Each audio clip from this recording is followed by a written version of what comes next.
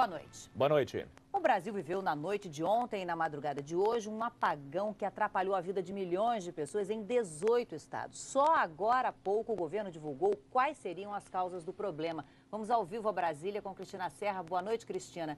O que é que provocou o apagão? Boa noite, Fátima. Boa noite a todos. Segundo o ministro de Minas e Energia, Edson Lobão, o que provocou o apagão foi uma grande concentração de raios, ventos e chuvas fortes na região de Itaberá, no sul de São Paulo, justamente por onde passam 3 linhas de transmissão de Itaipu. Essas linhas sofreram um curto-circuito e o sistema de proteção da rede, para evitar que esses danos se propagassem, desarmou automaticamente outras 15 linhas de transmissão. Mas o ministro procurou tranquilizar a população, dizendo que o sistema elétrico brasileiro é seguro e lembrou que a energia voltou num tempo médio aí de 3 horas nas regiões atingidas. Quem teve prejuízos deve procurar a sua concessionária ou ligar para o número 167 da ANEEL. O ministro não soube dizer quantos brasileiros foram atingidos pelo apagão, mas disse que 40% da energia consumida no Brasil simplesmente foi desligada durante o blackout. Fátima. Obrigada, Cristina, pela sua participação aqui no Jornal Nacional. Os transtornos desse apagão foram sentidos por quem estava em casa, no trabalho e nas ruas. 22 horas e 13 minutos, o momento exato em que a escuridão começou a se espalhar pelo país. Em São Paulo, a população assustada começa a ligar para a polícia. Polícia Militar Emergência. Queria denunciar um arrombamento. Polícia Militar Emergência? Moça, é que a gente tá aqui dentro do cinema e acabou a luz, não tem como ninguém sair, tá tudo escuro aqui dentro. Os faróis dos carros são a única iluminação das ruas. A luz em poucos prédios vinha de geradores de emergência. Sem energia, ônibus elétricos, o metrô e os trens de subúrbio pararam, com passageiros dentro.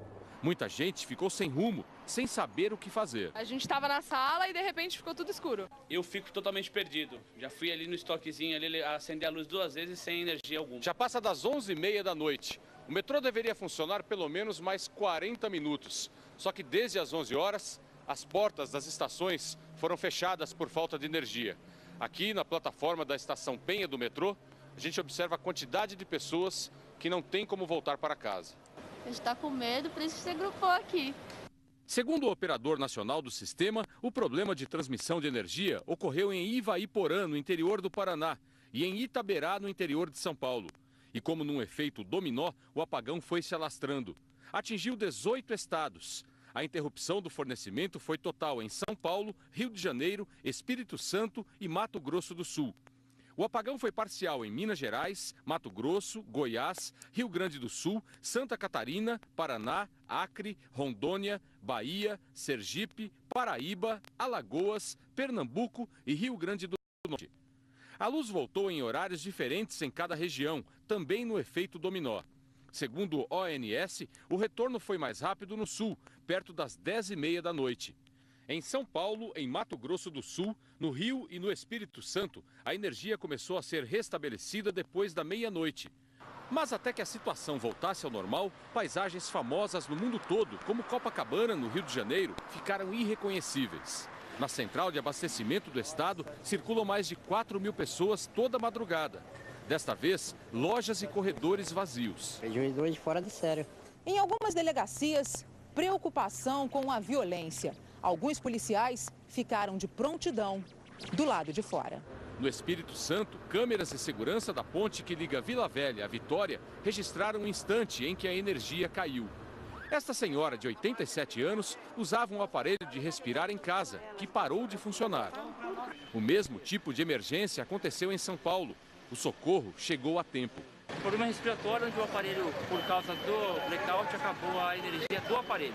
Um telefone que não parou de tocar durante o apagão foi o do Corpo de Bombeiros. Foram várias ocorrências de pessoas que ficaram presas em elevador. Em São Vicente, no litoral paulista, a imagem do resgate de 2 pessoas. E o alívio da mulher, que ficou mais de 1 hora esperando ajuda. Mais de 5.000 semáforos da maior cidade do país apagaram. Alguns acidentes de trânsito aconteceram durante a madrugada por causa do apagão. Este aqui foi um deles. Um carro vinha subindo esta avenida, não viu este carro escuro estacionado aqui neste ponto e acabou batendo. Risco na escuridão. As câmeras desta loja, que funcionam com bateria, flagraram uma invasão.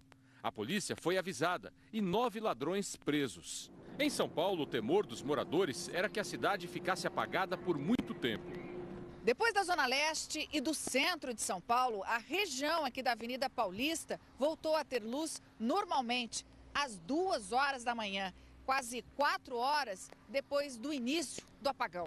Mas nossas equipes ainda encontraram lugares escuros. Agora são 3 horas e 42 minutos da madrugada e várias regiões ainda estão assim, às escuras, como essa rua importante da zona sul da cidade, completamente apagada. Quando finalmente a energia foi restabelecida, a população comemorou. O apagão no Brasil foi destaque em todo o mundo, como mostra a correspondente Lília Teles. O jornal The New York Times destacou o apagão e citou o site G1, o portal de notícias da Globo. Repercussão também no Wall Street Journal e na rede de TV americana CNN.